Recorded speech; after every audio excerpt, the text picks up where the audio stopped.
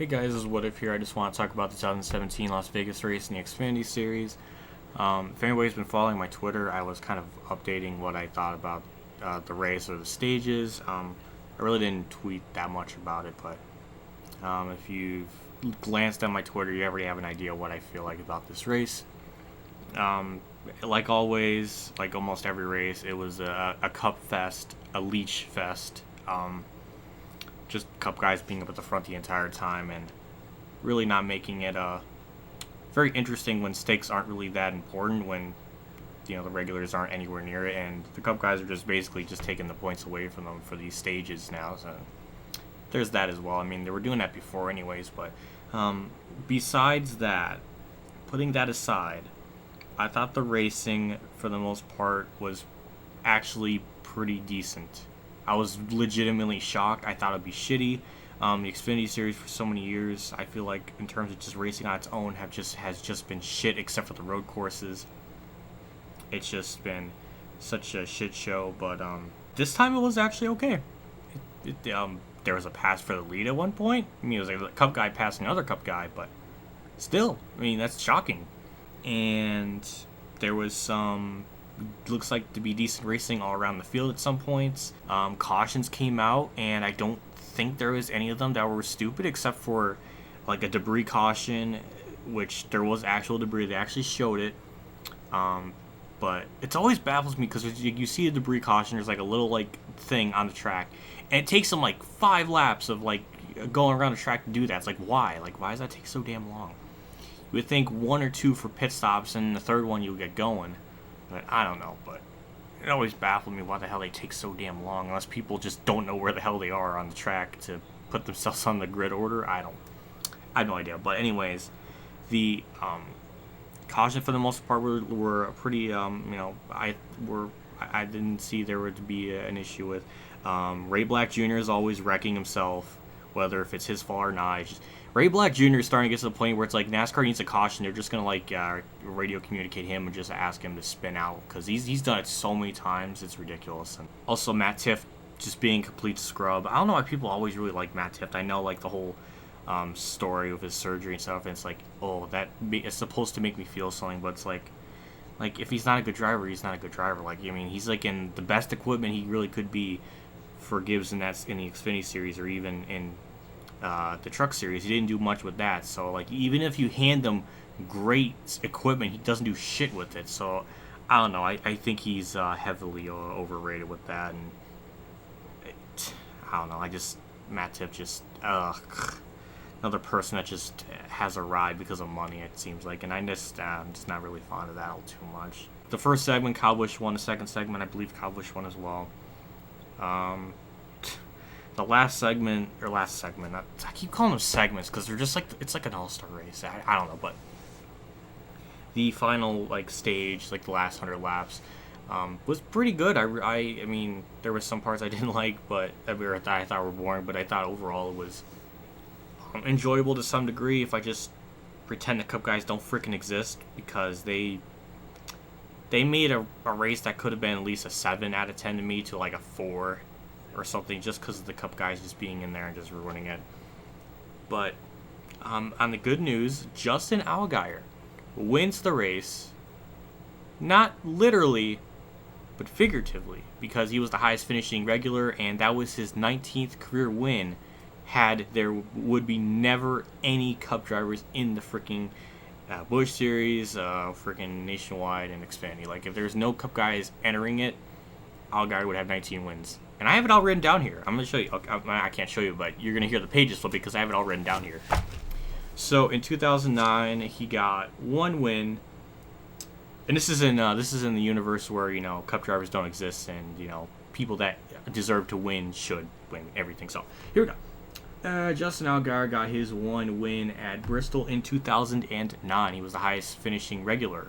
Or not really regular, but the highest finishing non-Cup driver, I should say.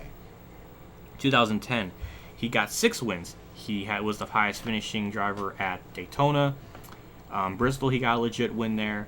And then we have Charlotte, which was the highest finishing regular there. And then we got Nashville, he was the highest finishing one there as well.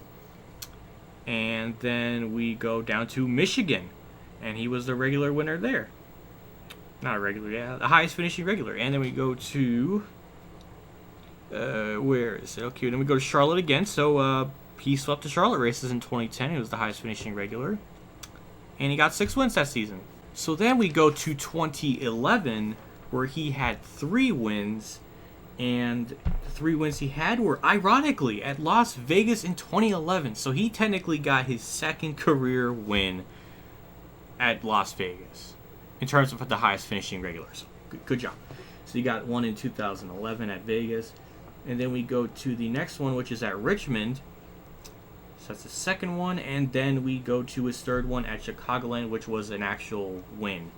So now he's up to how many wins now in his career? We got 7. And you go to 3. That's 10 career wins. 10 career wins you could have. We go to 2012, and he has 1 win. And that 1 win, I believe, was at what track? I think it might have been the road course, I believe. Yeah, Montreal. So in 2012, he won at Montreal. Then we go to 2013, where he got 3 wins. And those 3 wins are 1 at Road America, and then 1 at Phoenix. It was the highest finishing regular. And then we go to Road America, where that was the second win, highest finishing regular. And then you go to the third race, which would be at Phoenix. And we'll get to that later, because in 2016 he won at Phoenix. So he's a 2-time winner at Phoenix in this reality. I like this reality. This is the shit I have to do to enjoy these fucking races, because I'm not going to sit here and be depressed every fucking race. So I got to have this other dimension to go to. 2014, he didn't run. I don't know if he either didn't run any races at that time, or he just didn't win, but he didn't win. 2015, I know he was in the full-time ride, so in the Cup Series. So then we go to 2016. 2016, he gets 4 wins here.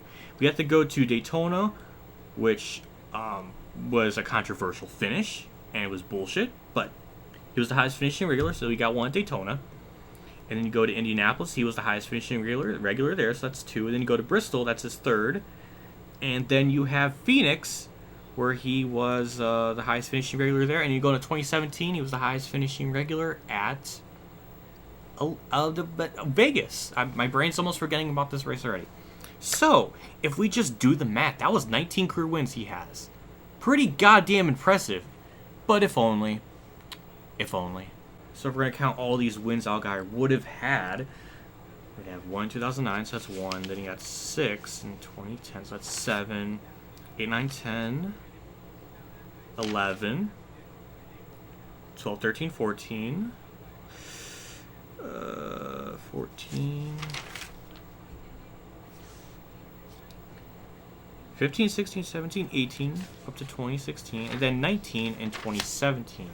So, 19 career wins. I'm sorry I harped on this for probably the majority of this video, but it's more goddamn entertaining than talking about Cup drivers winning and bitching all the time, because I was seeing even last year that I was like, oh, you know, I don't want to talk about the Cup driver in this freaking series anymore because it's a big fucking mess. But you know what? If a Cup driver wins from now on, I'm just going to briefly mention, oh, by the way, Logano won, Larson second. I should really say, even if it's like people I don't mind, like I don't mind Larson and everything, I might as well just say Leach number 1, Leach number 2 won, Leach number 3, and then you got Justin Allgaier the winner. Like I might as well just say that. That should be their nicknames for them in this series.